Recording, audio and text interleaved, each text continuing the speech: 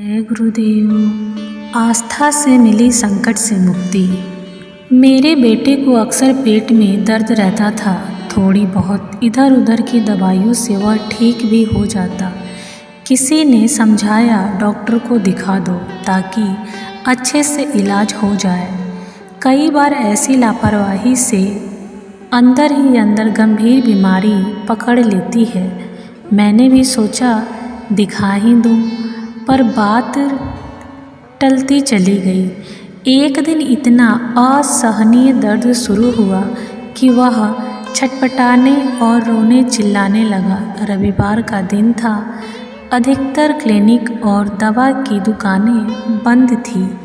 मजबूरन मुझे दोपहर की उस कड़ी धूप में उसे साइकिल पर बिठाकर डॉक्टर की खोज में निकलना पड़ा।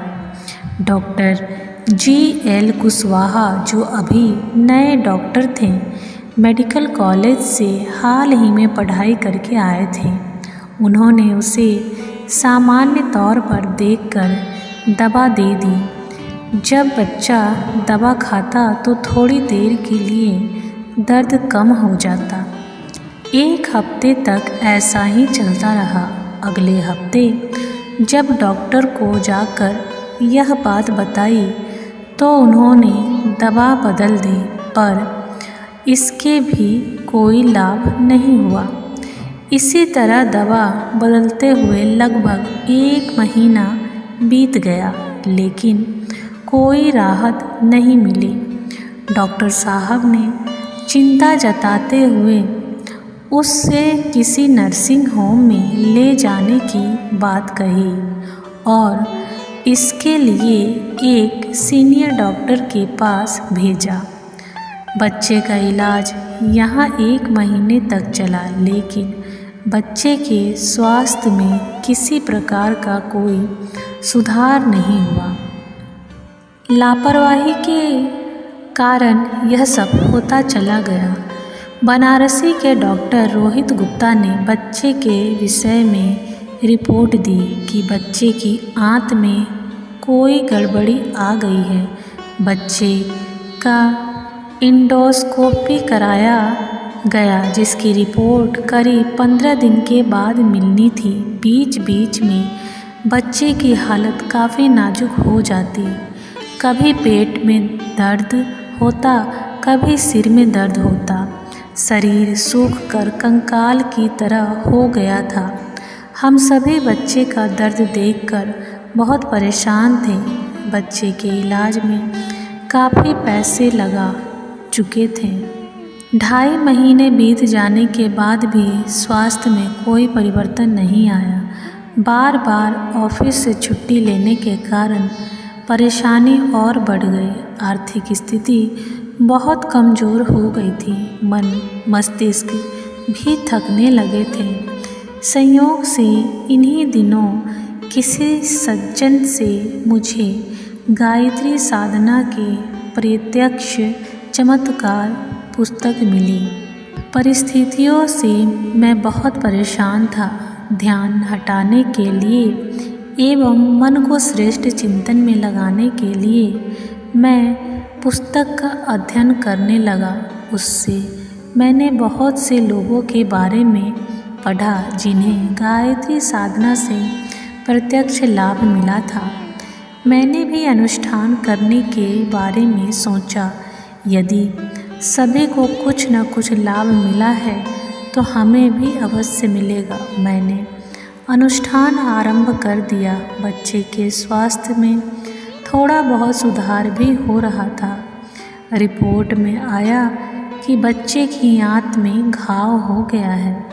इस नाजुक परिस्थिति में हमें कुछ सूझ नहीं रहा था। इसी बीच हमारा शांति कुंज जाना हुआ। वहाँ जाकर हमने डॉक्टर को दिखाया। डॉक्टर साहब ने ऑपरेशन की सलाह दी और कहा कि कल आप 9:30 पर ऑपरेशन के लिए आ जाइए। मैं बुरी तरह से डर गया था। कुछ समझ में नहीं आ रहा था कि मैं क्या करूं। मन ही मन गुरुदेव से प्रार्थना कर रहा था। हमें गुरुदेव का संरक्षण मिल रहा था, किंतु उस समय इसका आभास नहीं हो रहा था। हुआ यह कि जब बच्चे को ऑपरेशन थिएटर में ले जाया जा रहा था, तब वह इतना कमज़ोर था कि ऑपरेशन नहीं हो सकता। उसी वक्त खून चढ़ाया जाना था। मैंने अपना खून दे दिया। खून चढ़ाते ही बच्चे को बुखार आ गया और बच्चे का ऑपरेशन नहीं हो सका। लेकिन अगले दिन देखा गया कि बच्चा धीरे धीरे स्वस्थ हो रहा है। तो डॉक्टर साहब ने कहा कि अब बच्चे को कोई दवा नहीं दी जाएगी।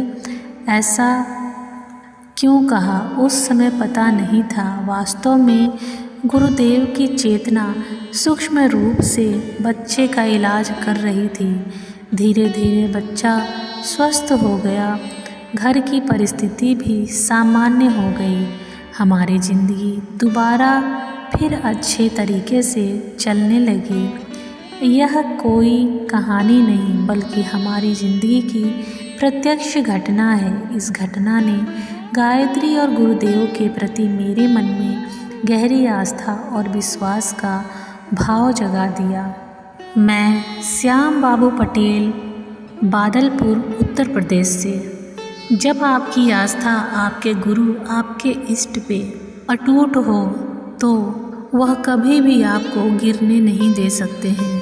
वह किसी न किसी रूप में, सूक्ष्म रूप में, हर क्षण हर पल आपकी मदद के लिए तैयार रहते हैं। हमारी हर परेशानियों से वह वाकिफ़ रहते हैं। शायद हमें ऐसा लगता हो कि हम अकेले हैं, लेकिन ऐसा नहीं है। हमें इस चीज़ का आभास उस वक्त होता है जब हम किसी बड़ी मुसीबत से बाहर निकल आते हैं, और यह तब होता है जब कोई ऐसी सूक्ष्म सत्ता हमारे साथ अपना आशीर्वाद बनाए रहती है। इसीलिए कभी भी अपनी आस्था को टूटने ना दें। अपने इष्ट, अपने गुरु के प्रति जय गुरुदेव।